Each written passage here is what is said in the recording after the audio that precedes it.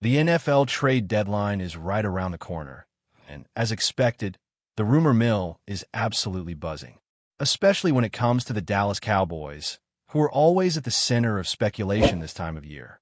Every fan is wondering the same thing.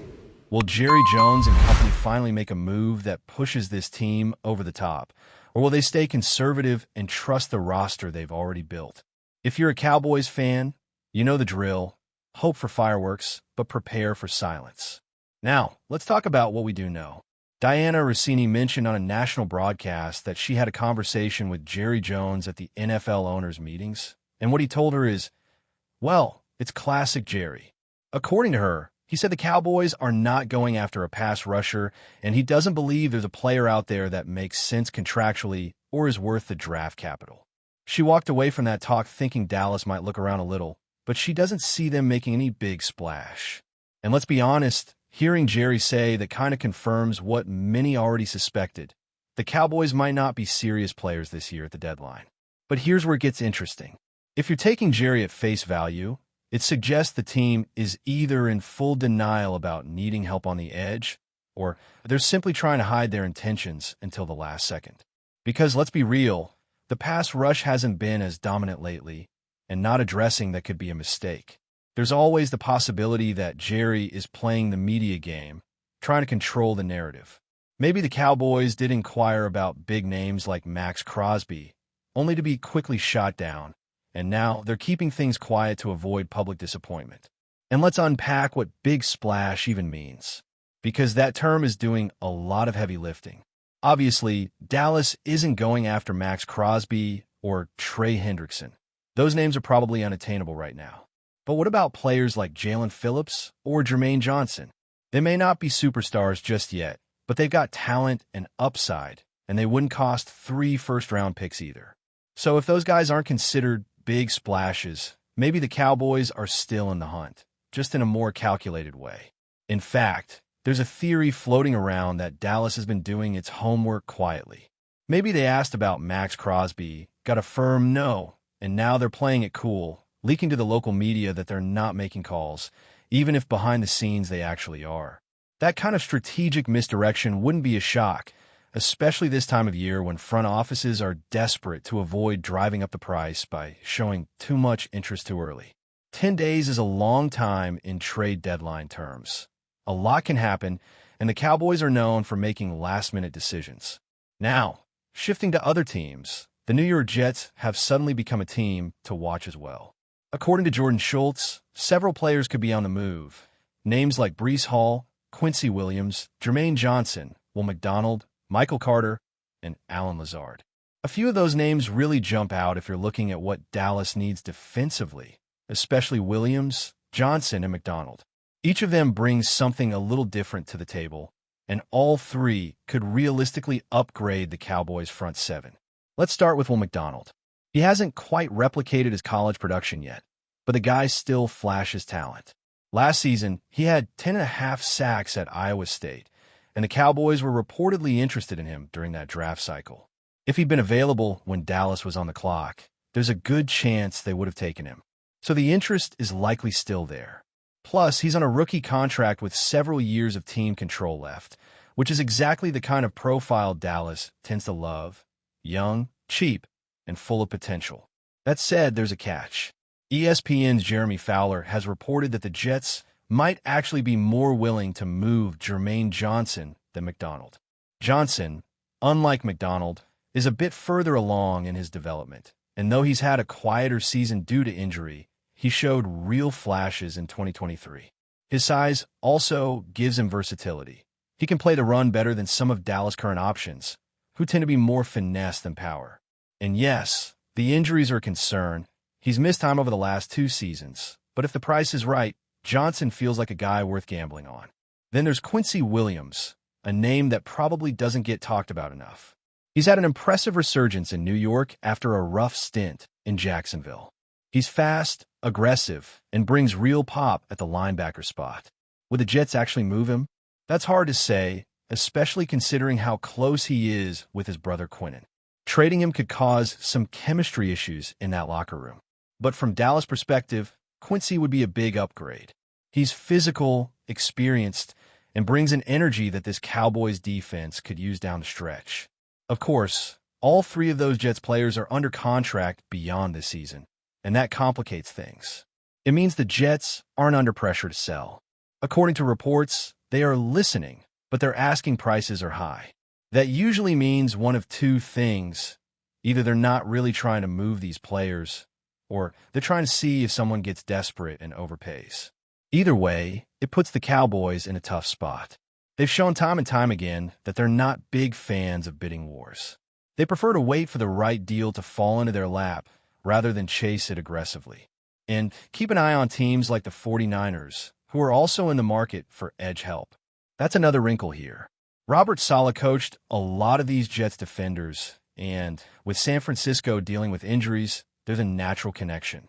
If the Niners go all in, that might drive the price up even further, making it even harder for Dallas to make a move. In a seller's market, being cautious doesn't usually pay off. Now, if the Cowboys are looking elsewhere for pass rushers, the Miami Dolphins could be an intriguing option. Word is that both Bradley Chubb and Jalen Phillips could be on the market, or at least available under the right circumstances.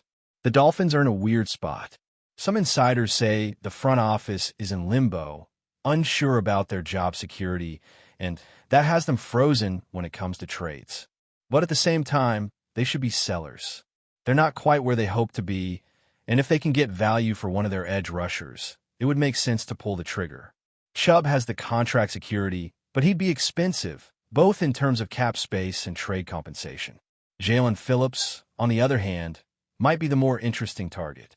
He's on a rookie deal and has flashed a ton of upside. His athleticism stands out, even if his sack numbers haven't exploded yet. If he's available for a mid-round pick, that's the kind of move that could pay off big.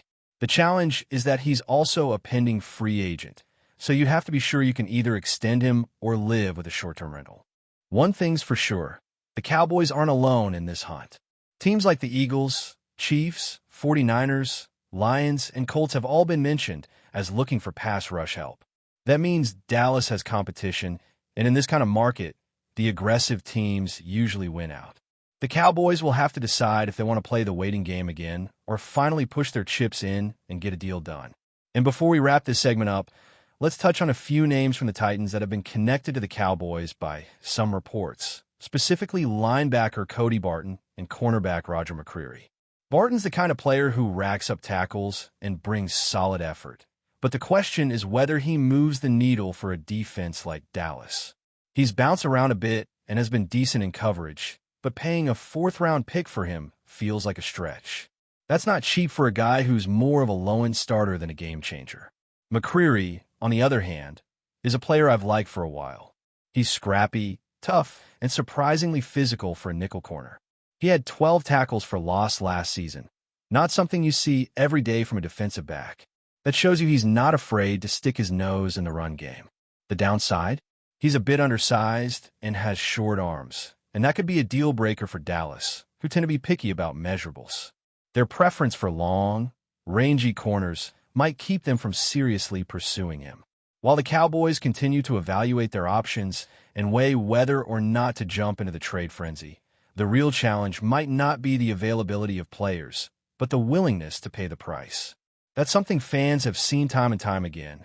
Dallas gets linked to a big name, there's excitement, speculation flies, and then when it comes down to it, the front office either gets outbid or decides the value just isn't there. This trade deadline is shaping up to be no different. Whether it's edge rushers, linebackers, or even secondary help, there are names being floated, but the question is always the same. How far are the Cowboys willing to go? Let's go back to the idea of Dallas making a move for someone like Jalen Phillips. The Dolphins are in a unique position, and if Phillips is truly available, that's a situation the Cowboys need to monitor closely. He's not just a talented edge rusher. He's got that raw athleticism and physical traits that Dan Quinn would love to work with. He's a potential long-term building block if the front office can get ahead of the curve. But because he's a pending free agent, there's a real risk involved. You're giving up assets for a player you might not be able to keep, especially considering the other contracts already on the books. The gamble is whether Phillips would be a rental or someone you invest in long-term. Still, if the cost is manageable, This is the kind of calculated risk Dallas hasn't taken enough of in recent years. And that brings us back to an important reality. You can't keep waiting for the perfect deal. Sometimes you have to go get your guy, even if it means slightly overpaying. The Cowboys have watched other teams get aggressive and reap the benefits, while they've stayed conservative and hoped for internal development. That's not a terrible strategy, but at a certain point, it becomes predictable. And in a league where parity is everything, being predictable is a problem. The front office has to break that cycle eventually. This deadline, especially with the defense needing some juice, feels like the time to do it. Now, about those Titans players again. Cody Barton is a name that's easy to overlook, but for teams desperate for linebacker depth, he at least makes the list. He's had some decent production in Seattle and Washington before landing in Tennessee. And while he's not elite, he brings experience and could hold his own in a rotation. But when you start talking about using a fourth-round pick to bring him in, things get murky. Is Barton really a major upgrade over what Dallas already has? Is he significantly better than a guy like Damone Clark or the developmental options waiting for snaps? It's a tough sell. Spending mid-round draft capital on a player with a low ceiling feels like a move made out of desperation, not strategy. And even though Barton's cap hit isn't crazy, you have to think about whether those funds could be better used on someone with more long-term upside. Roger McCreary, on the other hand, adds a different flavor to the conversation. He's aggressive, doesn't shy away from contact, and he's not afraid to step into the run game, which is something you love to see in a nickel corner.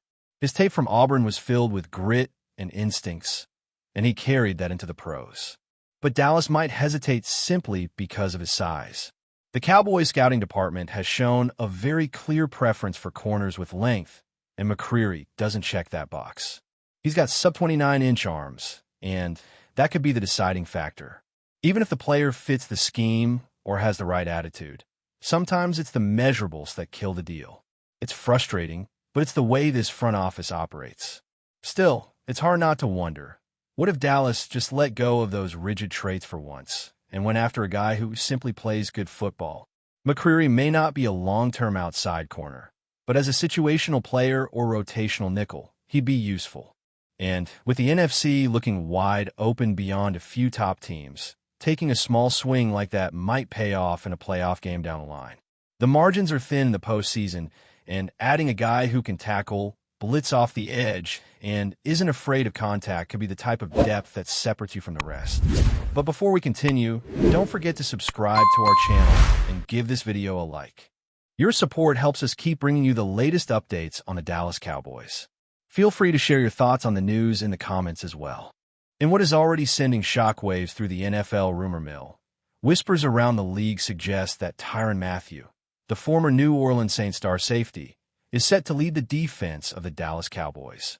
Sources close to team circles hint that the Honey Badger, known for his relentless pursuit of the ball and uncanny ability to read offenses, has been quietly negotiating a move that could redefine Dallas' defensive identity.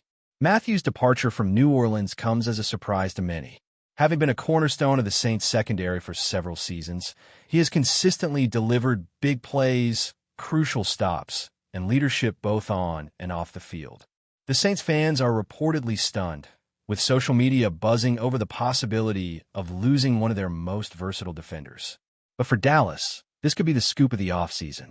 Insiders claim the Cowboys have been aggressively courting Mathieu, convinced that his experience and fiery style could ignite a defensive renaissance in Arlington.